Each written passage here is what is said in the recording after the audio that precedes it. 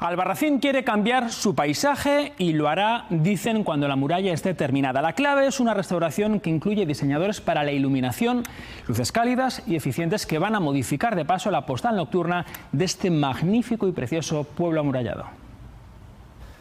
Saca a la luz su muralla Albarracín, tan cuidadosamente que se mide hasta la iluminación, que casi caminará al lado del visitante. Mira, aquí tenemos las tomas para los foquitos que van a iluminar.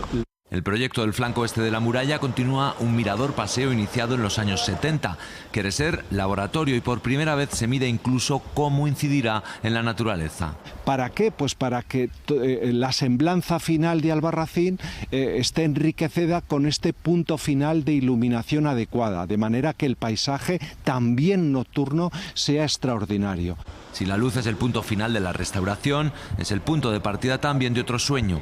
Albarracín ya atenuó sus farolas hace una década y ahora cambiaría su silueta nocturna. Entonces la idea es darle ese punto de cuidado al entorno que tenemos, con lo cual para ello lo primero es bajar la temperatura de color, que significa hacer la luz mucho más cálida de lo que se suele usar. La tecnología LED permitirá incluso adaptarse a la actividad y, paradójicamente, como si fuera hace unos siglos, la muralla volverá a marcar cómo vemos Albarracín.